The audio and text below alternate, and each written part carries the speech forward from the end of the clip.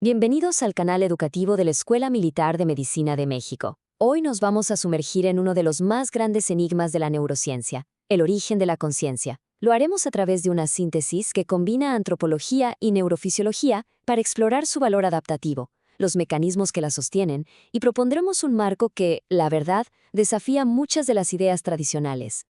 Este será nuestro camino. Primero, exploraremos el motor evolutivo, la cohesión social. Después, nos adentraremos en el concepto del cerebro estocástico y la realidad subjetiva. Veremos cómo este enfoque logra unificar las grandes teorías existentes, para luego llegar a un punto clave, la idea de la conciencia como una habilidad que se domina. Y por supuesto, cerraremos con las aplicaciones clínicas y las futuras investigaciones que se desprenden de todo esto. Muy bien, empecemos por el principio, pero no en la sinapsis, sino en la sabana africana.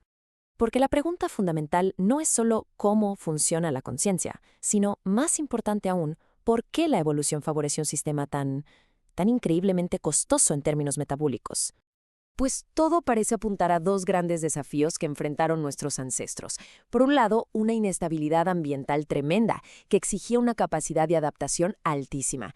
Y por otro, como consecuencia directa, una creciente complejidad social para poder enfrentar esos retos de forma colectiva. Pensemos en esto. La bipedestación y el aumento del tamaño craneal trajeron consigo una consecuencia evolutiva enorme. Un periodo de inmadurez cerebral mucho más largo en los homínidos. Esto hizo que el cuidado aloparental, o sea, que otros miembros del grupo además de la madre cuidaran a las crías, fuera indispensable para la supervivencia. Y claro, esto generó una presión selectiva brutal. Los jóvenes que mejor lograban alinearse emocional y conductualmente con sus cuidadores simplemente tenían más chances de sobrevivir. Aquí, justo aquí, se está cocinando la base de la intersubjetividad. Y aquí es donde entra en juego la famosa hipótesis del cerebro social. La capacidad de mantener la cohesión en grupos cada vez más grandes, que para los humanos se estima en una serie fractal de 50, 150, 500 individuos, nos dio una ventaja adaptativa sin precedentes. Gestionar esta red social tan compleja fue muy probablemente el principal motor detrás del crecimiento explosivo del neocórtex. Pero donde la evidencia del pensamiento abstracto se vuelve, innegable, es en los ritos funerarios. Estos actos nos demuestran algo increíble, que la realidad subjetiva de una persona podía motivar acciones complejas basadas en conceptos que van más allá de lo inmediato. Conceptos como el estatus, el duelo o la memoria colectiva. Es, en esencia, el nacimiento de una historicidad, de una cultura que une al grupo. Ojo, estos actos culturales no aparecen de la nada. Son el resultado de un bucle de retroalimentación muy complejo. Miren este diagrama. La inestabilidad del ambiente selecciona para habilidades cognitivas superiores. Esto, a su vez, alarga la inmadurez, lo que exige cuidado a lo parental y genera la necesidad de alineación emocional. La densidad social aumenta, sube el estrés, y esto impulsa la creación de ritos culturales que fortalecen al grupo. El resultado final de este ciclo, la evolución del autocontrol y, en última instancia, de la conciencia humana, que no es otra cosa que la habilidad de modular las propias intenciones para preservar la cohesión del grupo.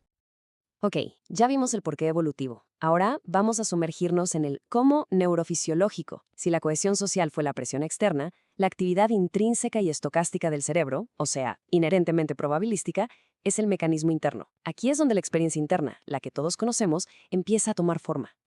Y aquí es fundamental ser muy precisos con los términos.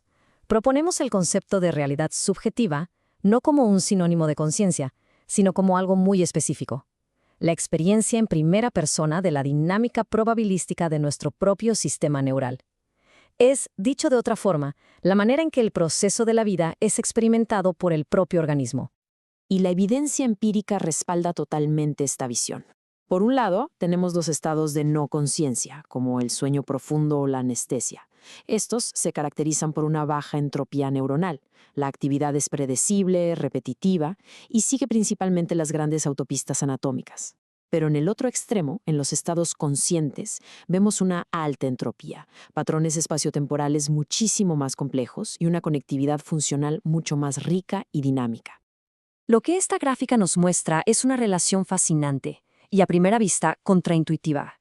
Vemos una relación inversa. A medida que la entropía del sistema neural aumenta, o sea, hay más complejidad e impredictibilidad, la incertidumbre de la realidad subjetiva disminuye, se vuelve más coherente y estable. Esto define un espectro que va desde los estados no responsivos hasta la vigilia consciente, que ocupa un rango óptimo de entropía. Fíjense cómo los extremos, tanto de muy baja como de muy alta entropía, nos llevan a la pérdida de la conciencia. Ahora, este modelo no sale de la nada. De hecho, su gran poder es que logra unificar y dar coherencia a las principales teorías neurocientíficas que se han propuesto para explicar la conciencia. En este mapa podemos ver cómo encaja todo. Por un lado, la teoría del espacio de trabajo global nos da la idea de la difusión de información a través de una red neuronal masivamente interconectada. Luego, la teoría de la información integrada nos dice que la arquitectura es clave. La experiencia subjetiva surge solo si la información del todo es mayor que la suma de sus partes. Y finalmente, la neurociencia espaciotemporal nos recuerda que el cerebro no es un sistema pasivo, sino que su actividad intrínseca interactúa constantemente con el mundo. Bueno, pues nuestro modelo de realidad subjetiva se encuentra justo en la intersección de estas tres poderosas ideas. Y esto nos lleva a la que quizás sea la idea más importante de todo este análisis: la distinción crucial entre la experiencia subjetiva, que es un fenómeno biológico amplio, y la conciencia humana, que proponemos como una habilidad específica y, sobre todo, adquirida. A ver, para que quede totalmente claro, la realidad subjetiva, la capacidad de experimentar, es probablemente un rasgo muy extendido en el reino animal. Está presente en cualquier organismo con un sistema de control lo suficientemente complejo. Pero la conciencia humana, eso es otra cosa. Es una habilidad que debe ser dominada. Es la capacidad de ejercer control sobre el propio comportamiento, pero a nivel de intenciones, y alineando esas intenciones con un sistema de normas sociales súper complejo. Para que esta habilidad tan particular surja, se necesitan dos ingredientes clave. Primero, la base neurofuncional, una memoria de trabajo con la potencia suficiente para sostener y manipular al mismo tiempo al menos 4 cosas: el estado actual, el objetivo, las consecuencias que predecimos y, críticamente, los requisitos sociales del momento.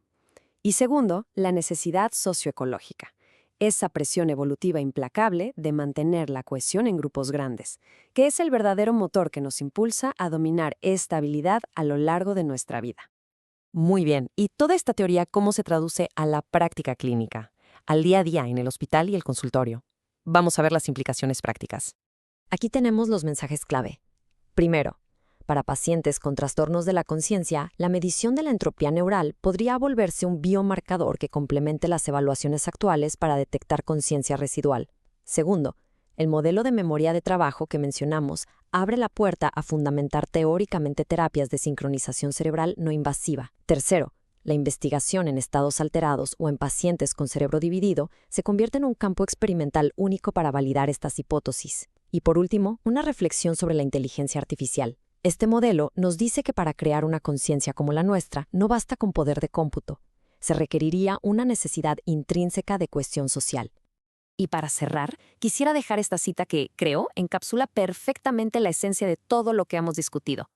La conciencia no es un fantasma en la máquina, es la experiencia intrínseca del proceso de estar vivo, una propiedad fundamental de la materia, organizada de una forma muy particular, inseparable del organismo que la alberga.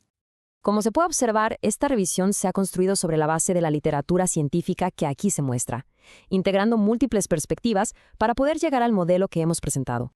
Este video fue producido por el general de brigada médico cirujano Humberto Carrasco Vargas.